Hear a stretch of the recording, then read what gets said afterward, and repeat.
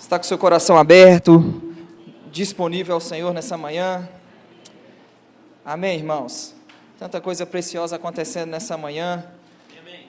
Seremos expostos à palavra de Deus e Deus vai comunicar o seu coração e a sua vontade nessa manhã. Atos capítulo 17. Deixa esse texto aberto e vamos orar. Pai, nós te agradecemos por essa manhã tão preciosa.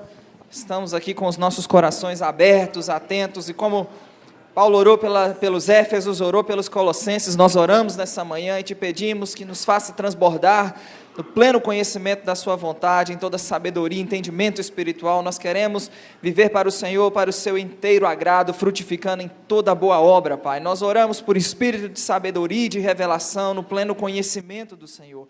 Que haja mesmo uma aplicação individual, particular, uma ação do seu Espírito, que só o seu Espírito pode promover, provocar no nosso interior. Estamos abertos ao Senhor, a sua instrução, correção, a sua orientação, em o nome de Jesus. Amém. Irmãos, quando você chega aqui em Atos 17, eu quero ler com você a partir do verso 23, é interessante você perceber o contexto. Paulo chega aqui em Atenas, uma cidade que desde muito envolvida com idolatria e com adoração a diversos deuses, e Paulo chega em uma sinagoga judaica, começa a pregar Jesus e a ressurreição, e os filósofos estoicos, os epicureus disseram que esse tagarela, que Deus estranho é esse que esse camarada está anunciando, e eles pegam Paulo e levam Paulo ao Areópago, um lugar também chamado Colina de Marte, era uma elevação rochosa em Atenas, e Paulo chega ali e observa todos os deuses, né, e ele vê um altar com uma inscrição em grego, Agnos Theos, ao Deus desconhecido. É curioso porque não é meu objetivo, mas é interessante você entender o contexto do que você está lendo. Tinha nesse Areópago, nessa colina de Marte, inúmeros altares a inúmeros deuses, e tinha um com essa inscrição em grego ao Deus desconhecido, e a história conta que no século VI, talvez século VI, não sei, antes de Cristo, uma praga atingiu Atenas, e eles mandaram a Creta chamar um poeta chamado Epimênides, e Epimênides chegou em Atenas e disse: separem ovelhas brancas e malhadas, tijolos e argamassas, eu vou dormir, e amanhã nós vamos resolver. Eles já haviam sacrificado, invocado todos os deuses, a praga não tinha cessado em Atenas, e quando foi no dia seguinte, ele disse que era para, um detalhe, era para deixar as ovelhas sem pastarem, e ele disse que no dia seguinte ele disse que vamos soltar as ovelhas agora, um grupo delas, ou a branca ou as malhadas, ao invés de pastarem, elas vão se deitar na relva, e ao elas se deitarem na relva, nós entendemos que esse Deus, que nós não conhecemos, Ele quer nos responder, e aonde as ovelhas se deitaram foi construído um altar, e essas ovelhas foram sacrificadas a esse Deus que eles não conheciam, e por isso, a história diz que a praga cessou em Atenas, por isso o tempo passou, a cidade voltou à sua prática idólatra, mas eles preservaram um altar, e Paulo, conhecedor da história e conhecedor do poeta Epimênides, quando chega em Atenas, conhece muito bem, sabe o que está por detrás daquele altar, e a partir desse altar ele começa a pregar ao Senhor. Então ele diz, porque, verso 23, passando e observando os objetos do vosso culto, encontrei também um altar no qual está inscrito ao Deus desconhecido, pois esse a quem adorais sem conhecer é precisamente aquele que eu vos anuncio. O Deus que fez o mundo e tudo que nele existe, sendo Ele o Senhor do céu e da terra, não habita em santuários feitos por mãos humanas, nem é servido por mãos humanas como se de alguma coisa precisasse, pois Ele mesmo é quem a todos dá vida, respiração e tudo mais. De um só fez toda a raça humana para habitar sobre a face da terra, havendo fixado os tempos previamente estabelecidos e os limites da sua habitação, diga, para buscarem a Deus. Que Paulo está dizendo que o Senhor de um só fez toda a raça humana para habitar sobre a terra, fixou os tempos previamente estabelecidos, com qual propósito, gente?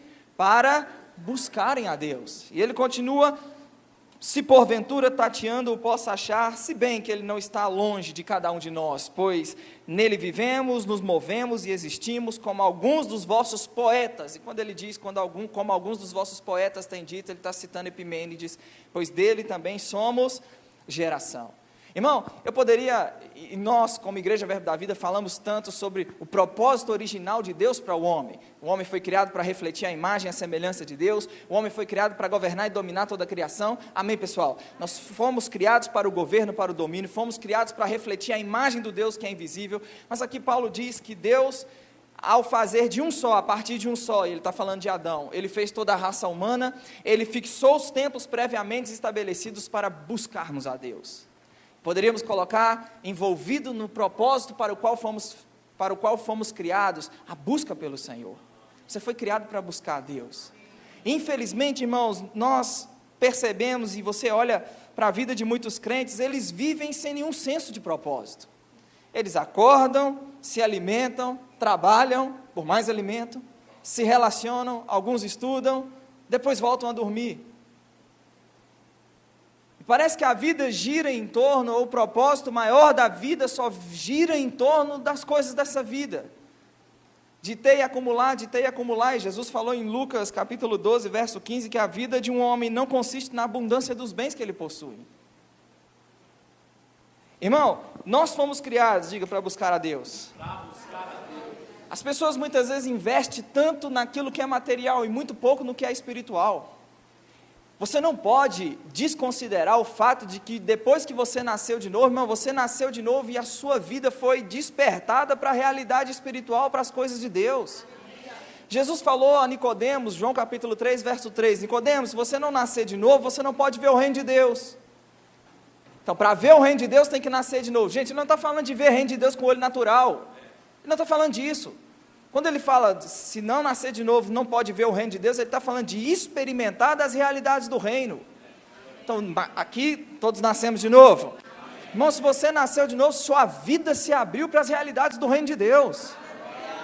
Quando Paulo escreve aos Coríntios, em 1 Coríntios capítulo 2, eu brinquei no culto das 8, dizendo que toda vez que citamos o verso 9, há um amém embutido, um glória a Deus, parece que devia estar escrito, glória a Deus, depois de 1 Coríntios capítulo 2, verso 9, quem sabe o que está escrito lá? Como está escrito?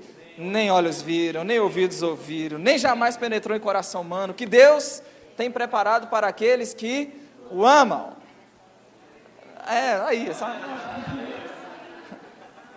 Tá? É automático. E aí Paulo diz que, ele está citando o profeta Isaías, não foi Isaías que falou, apontando para coisas que ainda viriam, coisas que os olhos não viram, ouvidos não ouviram. Aí ele diz que essas verdades, ou essa grandeza do que Deus está guardado, que estava guardado e reservado, que Deus estava preparando para aqueles que o amam, Paulo diz que Deus nulas revelou pelo seu Espírito, 1 Coríntios 2,10. Aí ele não para por aí, ele diz, a Deus nos revelou pelo seu Espírito, porque o Espírito a todas as coisas, irmão, todas as coisas perscruta. Tem uma palavra mais fácil não, Tiago? Tem, sonda, examina, é isso que perscrutar significa, conhece. O Espírito a todas as coisas perscruta, até mesmo, ele diz, até mesmo as profundezas de Deus. Onde ele quer chegar com o ensino dele? Ele continua, qual dos homens sabe as coisas do próprio homem, senão o seu Espírito que nele está? Ele diz, assim também as coisas de Deus, ninguém as conhece, senão o Espírito de Deus. Por quê? Porque ele acabou de dizer que o Espírito sonda até profundezas de Deus. Moral da história, onde ele quer chegar? Ora, nós não temos recebido o Espírito do mundo, e sim o Espírito que vem de Deus, para que conheçamos o que por Deus já nos foi dado gratuitamente. Aí ele diz, o homem natural não aceita as coisas do Espírito, não pode discernir, não pode entendê-las, porque elas se discernem espiritualmente. Quem é o homem natural dentro desse contexto todo? O homem que não é habitado pelo Espírito. Agora, diferentemente do homem natural, nós, como seres espirituais, então o homem espiritual, ele julga, ele discerne todas as coisas, ele não é discernido por ninguém. Paulo diz, pois quem conheceu a mente do Senhor para que o possa instruir? Ele diz, nós temos a mente de Cristo. Irmão, você nasceu de novo, sua vida se abriu para as realidades espirituais, sua vida se abriu para a realidade do reino espiritual, sua vida se abriu para as realidades de Deus. E aos Efésios, Paulo diz, 4,17, não andem como os gentios, como eles andam, obscurecidos de entendimento, alheios à vida de Deus, e tem muito crente se concentrando, empenhando, dedicando a sua vida tanto ao que é natural, que se esquece dessas realidades espirituais. Paulo escrevendo aos Colossenses capítulo 3, verso 1, ele diz, portanto, se vocês foram ressuscitados juntamente com Cristo, vocês devem buscar as coisas do alto. Ele diz, onde Cristo vive, assentado à direita de Deus, pensai nas coisas do alto. Não ele fala sobre buscar as coisas do alto, ele fala sobre pensar nas coisas do alto.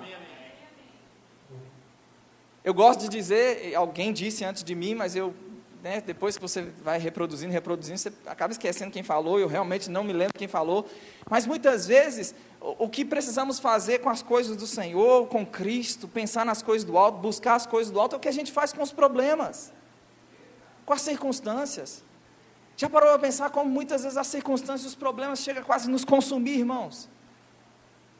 Coloque seu pensamento nas coisas do alto, coloque seu pensamento em Cristo, é o que Paulo está dizendo. Ele diz, porque vocês morreram, e a vossa vida está oculta juntamente com Cristo em Deus. Aí ele diz, quando Cristo que é a vossa vida, irmão, isso pegou meu espírito, Cristo é a minha vida, Cristo é a minha vida. Quando Cristo que é a minha vida se manifestar, eu vou ser manifestado com Ele em glória. A orientação bíblica que temos, fomos criados para buscar a Deus. A vida do homem não consiste na abundância dos bens que ele possui. Jesus falou, busque em primeiro lugar o seu reino e a sua justiça, e todas as outras coisas serão o quê?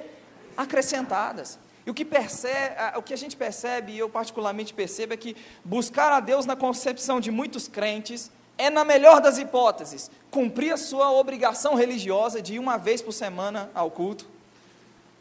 O Juarez quase te entregou aí, né? Para você, o domingueiro aí. Para muitos crentes, buscar a Deus é ir uma vez por semana no culto, conhecer o mínimo da Bíblia que se possa conhecer, orar o mínimo que se possa orar, talvez para agradecer pela comida ou agradecer na hora de dormir. É obviamente, que se ele estiver em apuros, diante de tribulações, a sua oração e a intensidade das suas orações podem aumentar consideravelmente, até chegar ao ponto de jejuar. E o que muitas vezes classificamos ou chamamos de busca, nada mais é do que algo medíocre, interesseiro e nada intenso. Que muitas vezes os crentes chamam de buscar a Deus. Não pode ser classificado como medíocre, interesseiro e nada intenso. E muitas vezes a nossa paixão pelo Senhor e a nossa busca pelo Senhor tem se mostrado muito pobre. William Inge disse, se gastarmos 16 horas por dia em contato com coisas dessa vida e apenas 5 minutos por dia em contato com Deus, será de admirar que as coisas desta vida sejam para nós 200 vezes mais reais do que Deus.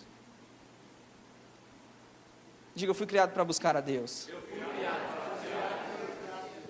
E para deixar um negócio um pouco mais estreito, a Bíblia não fala só sobre buscar a Deus, mas fala também a respeito da intensidade com que Ele quer ser buscado.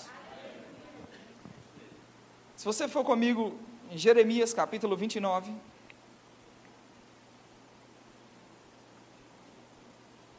Jeremias capítulo 29,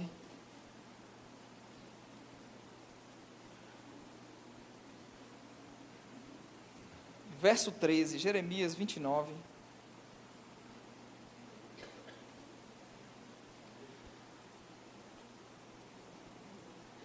olha só, Jeremias, ele mostra o padrão de busca que Deus determinou que ele seja buscado. Ele diz, falando a um povo que estava no cativeiro, o Senhor diz, buscar-me-eis e me achareis, quando me buscardes. Ele não fala só sobre buscá-lo, ele fala de buscá-lo com todo o coração, gente. Qual é o maior dos mandamentos? Qual é o maior dos mandamentos? Diga, amar a Deus, não é esse? E ele não fala só sobre amar a Deus. E você percebe na vida cristã, irmãos, que Deus quer que façamos o que é certo do jeito certo. Não é só fazer o que é certo, é fazer o que é certo do jeito certo. Para Deus, a intensidade com que Ele quer ser buscado é de todo o coração. Irmão, é buscá-lo nessa intensidade com que nada, irmãos, nada seja mais importante que Ele, nada seja mais importante que conhecer a Ele, nada seja mais importante que buscá-lo. Qual é o maior dos mandamentos? Amar a Deus. Aí o texto diz, amar a Deus, não é só amar a Deus, é amar a Deus com todo entendimento, com toda a tua alma, com todas as suas forças. É engraçado que o maior mandamento é amar a Deus. E quantas mensagens quantas pregações a gente ouve sobre amar a Deus? Paulo falou aos Coríntios que quem não ama ao Senhor seja anátema, seja maldito. Olha que coisa forte. Deus quer ser buscado, irmão, com toda a intensidade. C.S. Lewis disse, e eu já falei isso várias vezes, eu gosto tanto de C.S. Lewis, se o cristianismo é falso, ele não tem nenhuma importância. Se ele não é verdade, ele não tem nenhuma importância. Se ele é verdade, ele tem infinita importância. Agora, o que ele não pode ser é de moderada importância. E muitas vezes, irmãos, estamos nesse ponto de atribuir ao nosso relacionamento com Deus moderada ou nenhuma importância. Diminuir o fervor, o entusiasmo, não sei porquê. E eu acredito que a razão de atribuir ao nosso relacionamento com Deus moderada ou pouca importância, ou nenhuma importância, depois do pecado, sejam as distrações. Eu sei que eu estou diante de uma turma que o pecado não tem mais domínio sobre ele. Amém? Podemos chegar nesse lugar de maturidade, de prática da palavra, onde o pecado não tem domínio sobre nós. Legalmente falando, foi isso que Cristo fez. Legalmente falando, o pecado não tem nenhum domínio sobre nós. E na nossa prática, na nossa caminhada, no discipulado, no amadurecimento, podemos chegar, irmão, nesse lugar de maturidade, de não nos entregarmos mais aos prazeres carnais, às coisas dessa vida, ao pecado de uma forma geral. Amém? Agora, se o diabo não consegue te pegar no pecado, ele vai tentar te pegar nas distrações. E como eu disse, as distrações depois do pecado têm sido um grande impedimento e uma cilada do diabo, comprometendo muitos crentes, a vida espiritual e a busca pelo Senhor na vida de muitos crentes. E olha que curioso quando você lê Êxodo capítulo 5, abra lá Êxodo capítulo 5, a estratégia que Faraó usou quando Moisés vai ao Egito com uma mensagem de libertação. Faraó, e se você olha a tipologia bíblica, o Egito representa e significa o mundo, amém? O império das trevas. Faraó é uma figura do próprio Satanás. Moisés, o libertador, vem com uma mensagem de libertação: deixa o povo ir no caminho de 3 dias ao deserto, para que me ofereçam sacrifício e me busquem no deserto, me adorem no deserto. O que Faraó vai fazer? Faraó, uma tipologia, uma figura do próprio Satanás, vai usar uma estratégia para tirar a atenção do povo de Deus, na libertação e na adoração, e naquilo que Deus queria que fosse feito no deserto, para tirar a atenção deles, para distraí-los daquilo que era o chamado e a vontade de Deus para a vida do povo de Israel. Êxodo capítulo 5, o verso 1 diz: depois foram Moisés e Arão e disseram a Faraó: assim diz o Senhor, Deus de Israel, deixa ir o meu povo para que me celebre uma festa no deserto. Respondeu Faraó: quem é o Senhor para que lhe ouça eu a voz e deixe ir a Israel? Não conheço o Senhor e nem tampouco vou deixar ir a Israel. Eles prosseguiram: o Deus dos Hebreus nos encontrou, deixa-nos ir, pois, caminho de 3 dias ao deserto, para que ofereçamos sacrifícios ao Senhor nosso Deus, e não venha sobre nós com pestilência ou espada. Então lhe disse o rei do Egito: porque Moisés e Arão, por que interrompais o povo no seu trabalho? Ide às vossas tarefas. Disse também Faraó: o povo da terra já é muito, e vocês estão distraindo o povo das suas tarefas.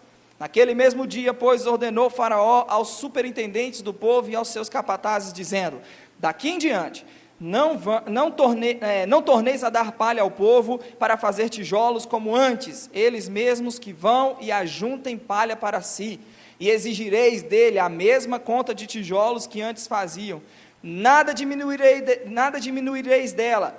Estão ociosos e por isso clamam: vamos e sacrifiquemos ao nosso Deus. Agrave-se o serviço sobre estes homens, para que neles se apliquem, não deem ouvidos a palavras mentirosas. Irmão, qual foi a estratégia de Faraó? Vamos aumentar o trabalho, vamos aumentar a carga de trabalho sobre esse povo, para que eles tirem da ideia deles, da cabeça deles, esse negócio de ir para o deserto adorar a Deus.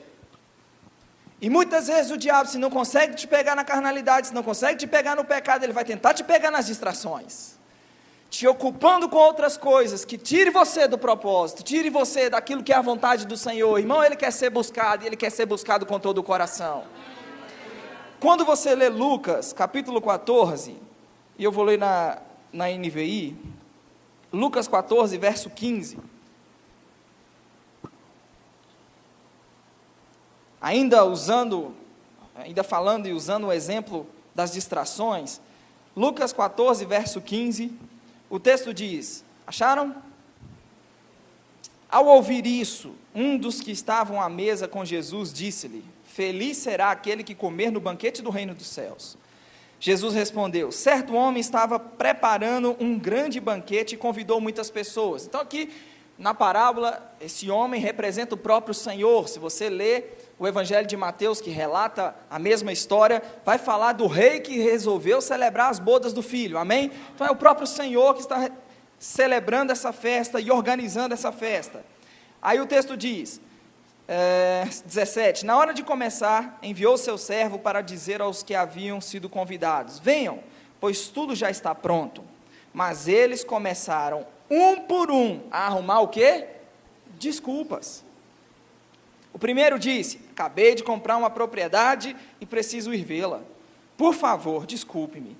Outro disse, acabei de comprar 5 juntas de boi e estou indo experimentá-las. Por favor, desculpe-me. Ainda outro, acabo de me casar, por isso não posso ir.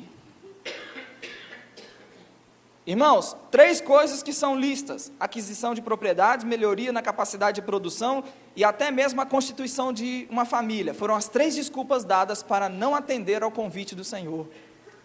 Coisas que têm distraído o povo de Deus, que têm roubado o lugar de busca de consagração.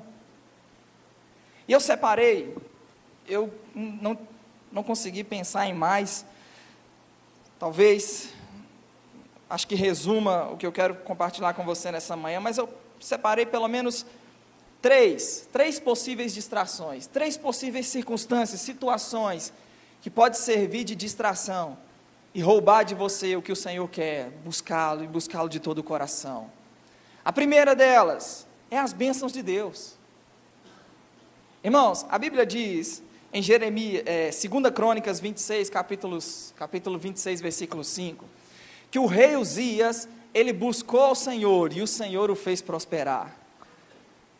Irmão, quantos sabem que o Senhor faz prosperar?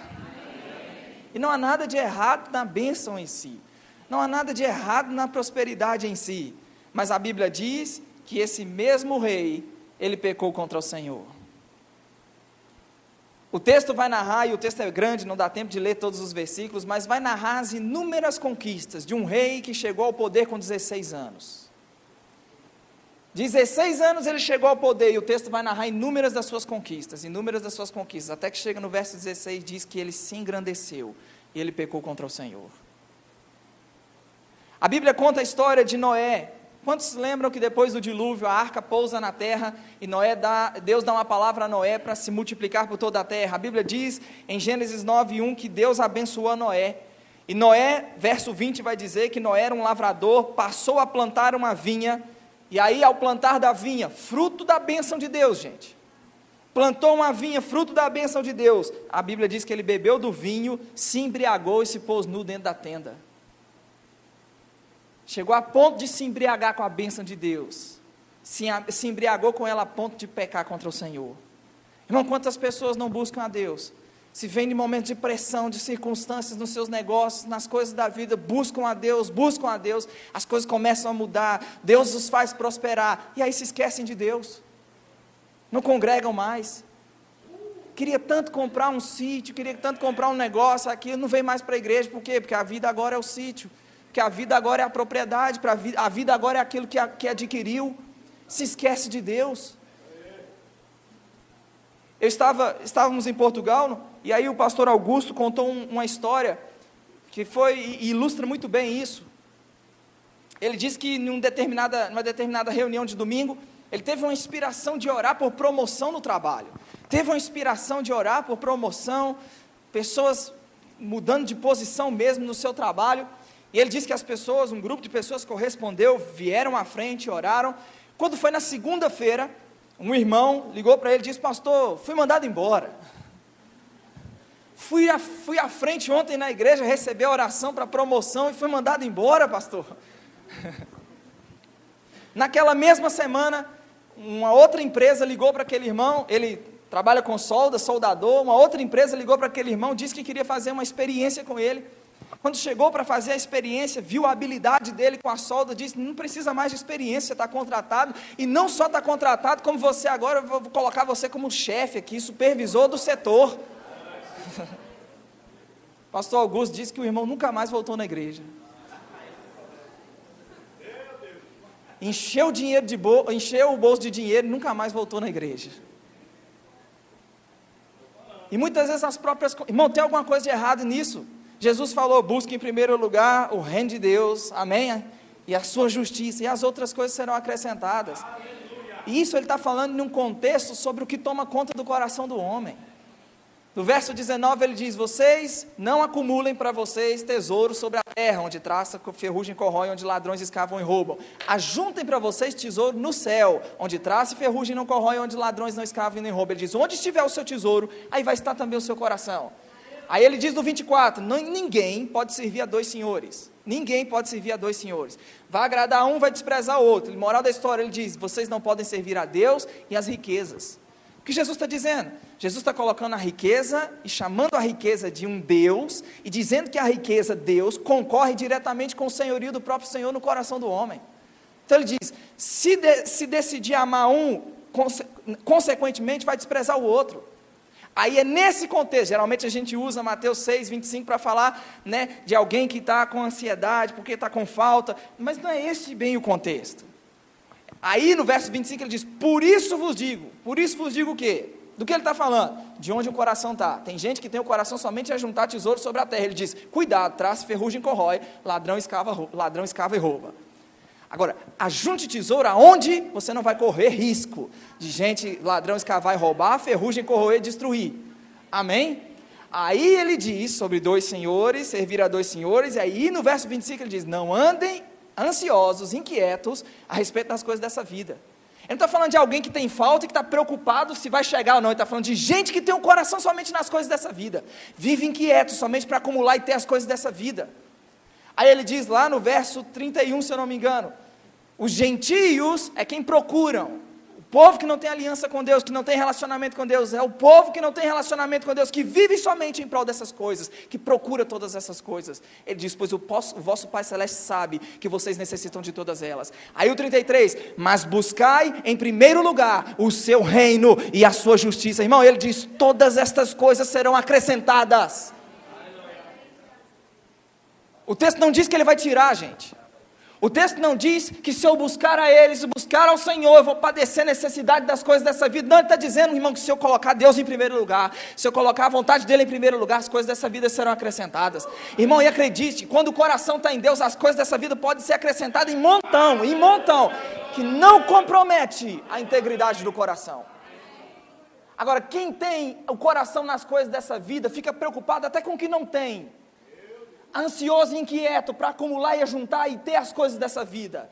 Quem tem o coração do Senhor, irmão, pode até acumular as coisas dessa vida, acumular, irmão, o coração não está naquilo. Paulo aos Filipenses escreveu e disse, eu aprendi a viver contente em qualquer circunstância, eu sei estar humilhado, eu sei estar exaltado, fartura, abundância, mas também escassez. Por quê? Porque o coração não estava nas coisas dessa vida. Um dos sinais de maturidade espiritual, irmão, é se desprender das coisas dessa vida. Você identifica a maturidade em quem vive desprendido das coisas dessa vida. Então, buscar a Deus, buscá-lo para prosperar, não há nada de errado nisso. Se quiser me ouvir, vai comer o melhor dessa terra, Isaías 1,19. Desejo, faço votos por tua prosperidade. Eu sei todos os versículos de prosperidade, eu não estou falando contra ela. Mas o negócio é quando a bênção de Deus rouba, a própria bênção de Deus rouba o lugar da busca, da comunhão, da entrega, do serviço ao Senhor. E tem muita gente se perdendo em meio às bênçãos de Deus. As próprias bênçãos podem ser uma distração. Uma segunda coisa que eu pensei é que a própria família pode ser uma distração. A própria família, a constituição de uma família pode ser uma distração, pode ser algo que te impeça de buscar o Senhor. Como assim pode? Acredite, pode. Quando Deus formou Eva para Adão, Deus não formou Eva para substituir o relacionamento do homem com Deus. Deus forma Eva para Adão para que ambos buscassem a Deus, não para que o relacionamento de Eva com Adão substituísse o já relacionamento estabelecido entre Adão e Deus. A Bíblia diz que Adão estava só, e Deus viu que Adão estava só e disse que ia fazer uma auxiliadora. E a solidão, nesse caso, fala de algo emocional e não de algo espiritual. E tem muita gente que busca a Deus para constituir família. Busca a Deus para constituir família. Senhor, eu quero casar. Pai, eu quero casar. Me envia um marido. Me envia uma esposa. Me envia. E aí, se envolve com alguém, que esse alguém o impede de buscar a Deus. Se envolve com alguém, que esse alguém compromete a sua relação e a sua caminhada com Deus. Irmão, quantas vezes eu já não vi gente envolvida com a obra, fervoroso, buscando a Deus, fazendo a vontade de Deus, foi só começar a se envolver em uma aliança errada, por causa de, aquela coisa de, né,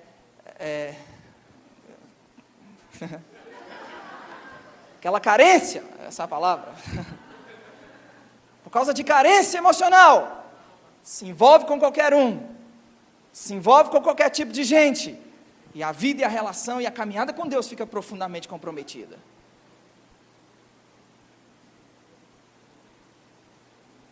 E a constituição de família, irmão, ela não vem para substituir a relação com Deus. E há um equilíbrio que a Bíblia ensina. Abra comigo em 1 Coríntios, capítulo 7. 1 Coríntios, capítulo 7.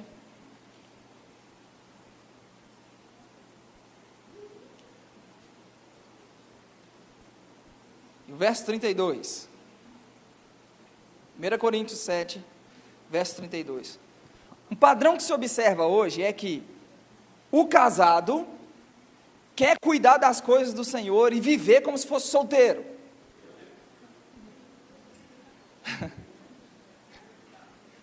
passa tempo demais na igreja, passa tempo demais no ministério, passa tempo demais envolvido com as coisas do Senhor e deixa a família.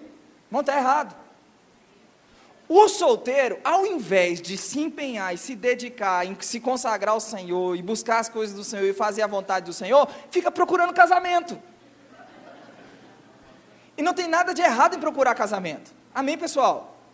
O problema, como eu disse, é se envolver com alguém que vai comprometer a busca pelo Senhor. Agora, olha o que Paulo ensina. 7:32. O que realmente eu quero é que estejais livres de preocupações. Quem não é casado, cuida das coisas do Senhor, de como agradar ao Senhor, mas o que se casou, cuida das coisas do mundo e de como agradar a esposa. Assim está o quê? Dividido.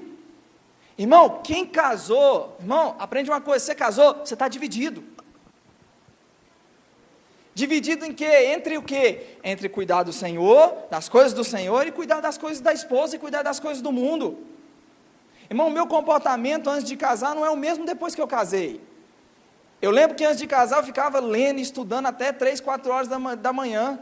Quantas vezes eu não levantava de noite, minha mãe dormindo, eu levantava na pontinha do pé, irmão. Sabe quando você está tão silêncio, que até quando o pé, você está descalço, ele meio que gruda no chão, sem fazer aquele barulho.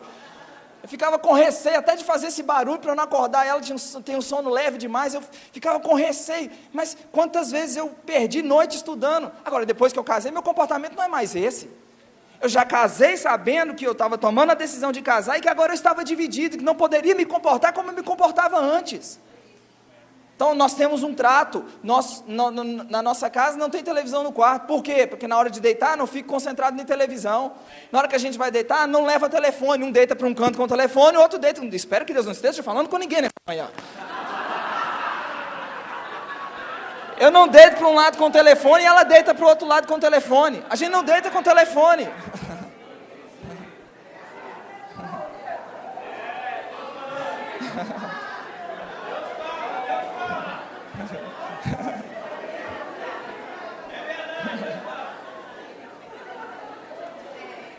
São hábitos que nós desenvolvemos Antes de casar, acordamos e concordamos que seria dessa forma. Então, que tem muita gente casado querendo viver como solteiro. Só cuidar do Senhor, das coisas do Senhor, e das coisas do Senhor, e das coisas do Senhor. E o solteiro, ao invés de se consagrar e cuidar das coisas do Senhor, fica desesperado procurando casamento. Não vai cuidando das coisas do Senhor. Irmãos, você concorda que Deus promove encontros? Irmão, Deus promove encontros. Amém? Deixa para lá. Então, a própria constituição de família pode ser uma tremenda distração. Eu não deixo de buscar o Senhor. Eu não deixo, irmão, até mesmo porque eu estou no ministério. E fui chamado para o Senhor, para a palavra, para a oração. Então, não deixo de buscar o Senhor. Agora, essa busca não pode roubar o tempo para a família. Está dividido. Amém? Agora, o que acontece muitas vezes, o que eu quero que você entenda é isso: a pessoa busca a Deus para constituir família, e depois que constitui família, se esquece do Senhor, deixa de servir. Cadê o fervor, cadê o entusiasmo, cadê a entrega, cadê a busca? Não pode, irmão. Se relacione e se envolva com alguém que não vai te impedir de buscar ao Senhor, que pelo contrário, vai buscar o Senhor junto com você. Amém? Uma terceira distração é o próprio ativismo. O que nós acabamos de ler em Êxodo: Moisés vai com a mensagem de libertação, e a estratégia de Faraó foi o quê? Aumente o trabalho, aumente o trabalho. Eu não tenho tempo para buscar a Deus, eu tenho que trabalhar. Irmãos, quando algo é realmente importante, a gente encontra tempo para fazer. Se é realmente importante, a gente encontra tempo para buscar e para fazer. O próprio ativismo ministerial. Irmão, tem muita gente no ministério trabalhando, mas cadê o lugar de busca pelo Senhor? Irmão, está no ministério. Deixa eu te mostrar exemplo disso. Vá lá em Atos 10.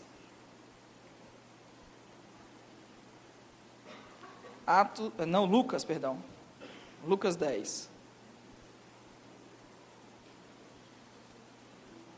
Lucas capítulo 10, versículo 38.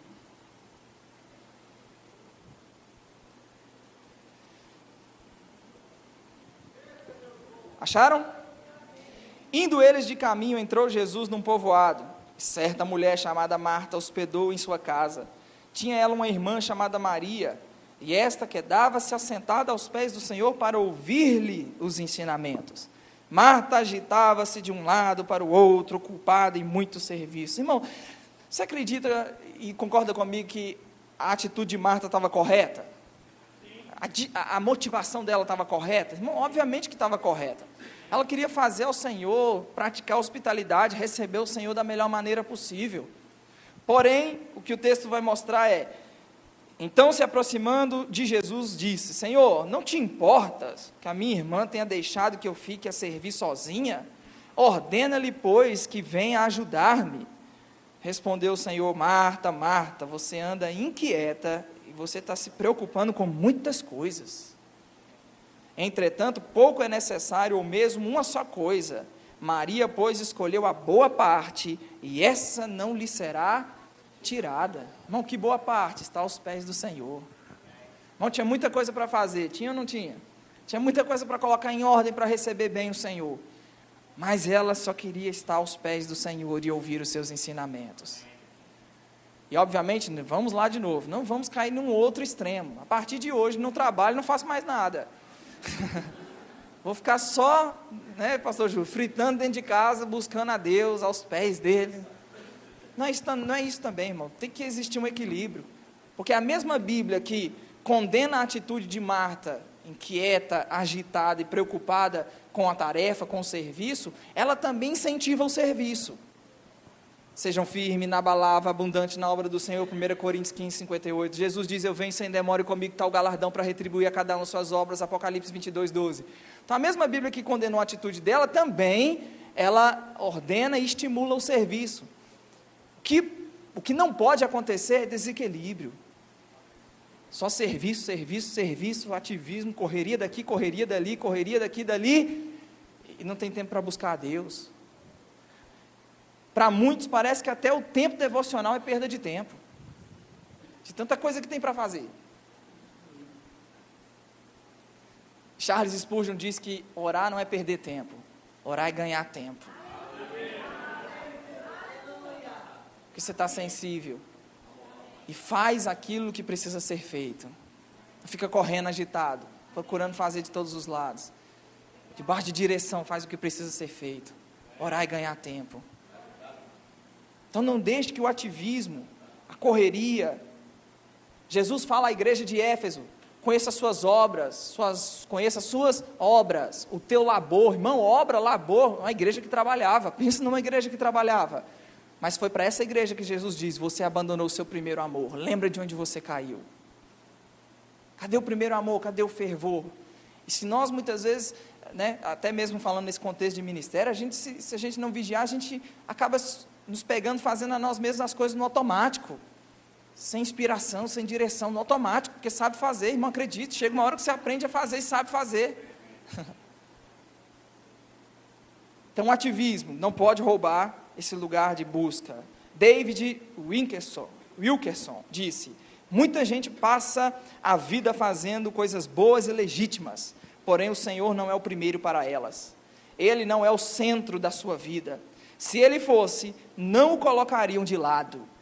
Elas achariam tempo para ficar com Ele. Irmão, se Deus é a coisa mais importante da nossa vida, nós vamos achar tempo para ficar com Ele. Eu não digo achar tempo para ficar com Ele só cumprindo obrigação religiosa, de vir uma vez por culto, na semana. É de realmente no dia a dia, pensar nas coisas do alto, buscar as coisas do alto, buscar a Deus, se consagrar a Ele. A quarta e última, eu pensei e repensei se eu falaria dessa, mas eu vou falar. A quarta e última distração, hoje, e é um impedimento e um empecilho para muitos crentes buscarem a Deus, é a rede social, é a internet. Já houve o pastor Gomes está empolgado aqui. Irmão, para e pensa quanto tempo da nossa vida a gente passa envolvido com rede social, com a internet. Irmão, nada, você fica lá 2 horas olhando, passou 2 horas, nem vi, passou 2 horas.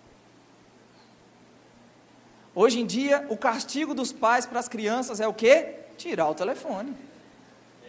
Pensa no negócio que vai doer no menino, é tirar o telefone, é tirar a internet. Tem gente que sabe tudo de internet. Qual foi o top do Twitter da semana? Ele sabe. Qual foi o top mundial do Twitter? Ele sabe. Que dirá a tal da Netflix, né? Quase que eu esquecendo de falar dela aqui. Sabe de tudo, de todas as séries. Não sabe nada de Bíblia. Sabe nada do Senhor. Sabe nada sobre buscar a Deus. Uma vontade de Deus. Olha, quem quer fazer a vontade de Deus? Amém? Quem quer fazer a vontade de Deus? Bom, é a vontade de Deus que todos, os que foram salvos, chegam ao pleno conhecimento da verdade. Agora, quem te enganou com a mensagem de que pleno conhecimento da verdade é só para quem está no ministério? Não, quem te enganou contando essa mentira para você?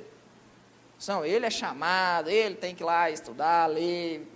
Não, irmão, é a vontade de Deus que todos sejam salvos. 1 Timóteo 2,4, está duvidando do que eu estou falando? Abre e lê. Todos sejam salvos e cheguem ao pleno conhecimento da verdade. Quando a gente fala aqui sobre as matrículas do Rema aberta, você acha que é só porque a gente quer encher a sala de aluno? Irmão, pelo amor de Deus, é lógico que não, que pensamento é esse? É porque essa escola existe para cumprir a vontade de Deus no que diz respeito a isso, levar o povo de Deus ao pleno conhecimento da verdade. Quando a gente fala para você que você precisa fazer o Rema, não é só para ter você aqui no que diz respeito à sua mensalidade, ter você sentado nessa cadeira, porque a gente sabe o que o conhecimento de Deus vai promover na sua vida, na sua família. Aí pensa, o ano de 2019 está aí, as matrículas do Rema estão abertas, você vai tirar 2 horas, 2 horas e 15 do seu dia, você vai dizer não à rede social, não à televisão, você vai se consagrar a Deus fazendo Rema. Olha que bênção.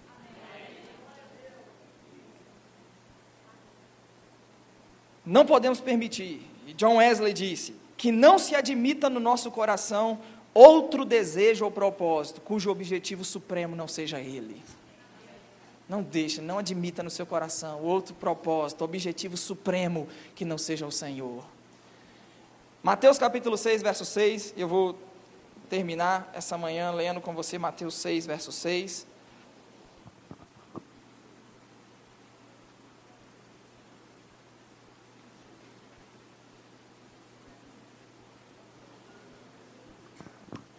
Mateus capítulo 6 e o verso 6.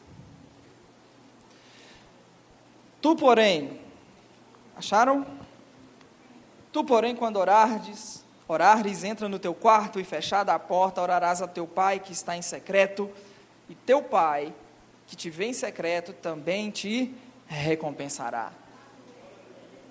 Então, existe uma orientação bíblica no que diz respeito à nossa reunião pública, amém? Os santos, quando se reúnem para buscar a Deus, para orarem, para serem ministrados pela palavra, irmão, mas também há um lugar de busca particular, individual, secreto.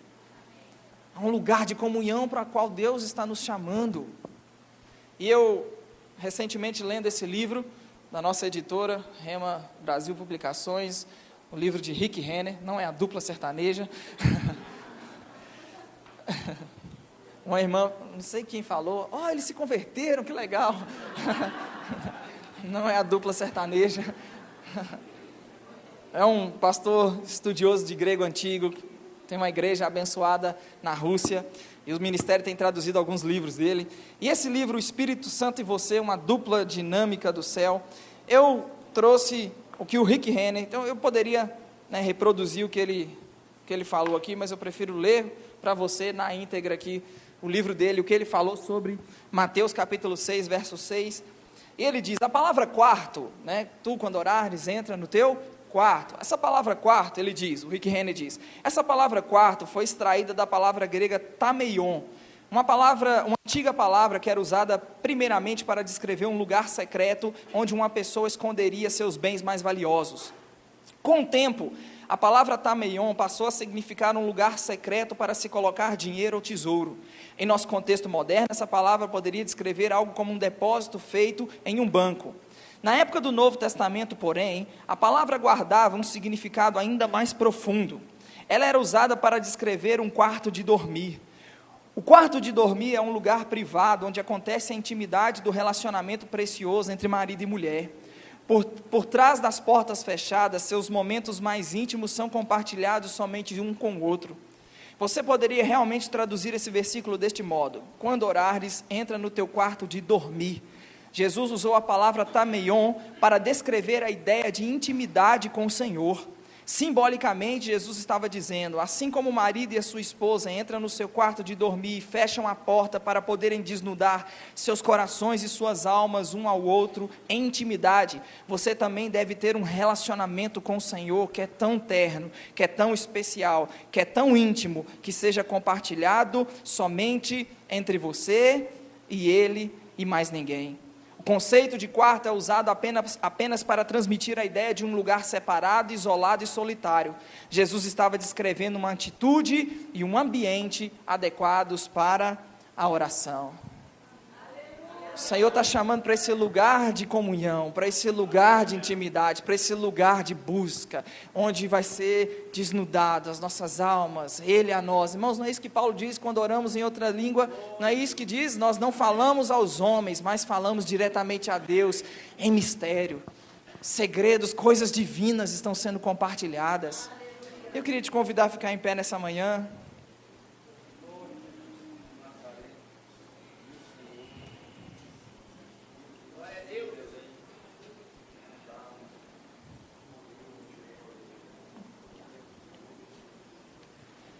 Juarez falou algo aqui tão maravilhoso, irmão. Tudo já foi feito. Você acredita que tudo já foi feito? Irmão, tudo já foi feito. O que somos chamados a fazer hoje é só beber, desfrutar, viver, aproveitar. Irmão, você não precisa fazer mais nada para alcançar nada de Deus. Só precisa desfrutar. E se submeter a esse princípio bíblico. Você foi criado para buscar a Deus. E que nada seja mais importante que Ele. Como John Wesley diz, que você não admita nada no seu coração que seja mais importante do que Ele. Olá! Você gostou dessa mensagem? Eu espero que você seja ricamente abençoado com ela. Eu sou Marcelo Carvalho e estou aqui com o objetivo de convidar você a nos conhecer pessoalmente. Eu sou pastor presidente da Igreja Verbo da Vida em Belo Horizonte. Estamos localizados na Rua Herê 164, no Prado. Nós temos cultos todos os domingos, às 8 da manhã, às 10 horas e às 19 horas. E também às quintas-feiras, a partir das 20 horas. Para mim vai ser um prazer imenso te dar um forte abraço. Eu espero por você lá na igreja.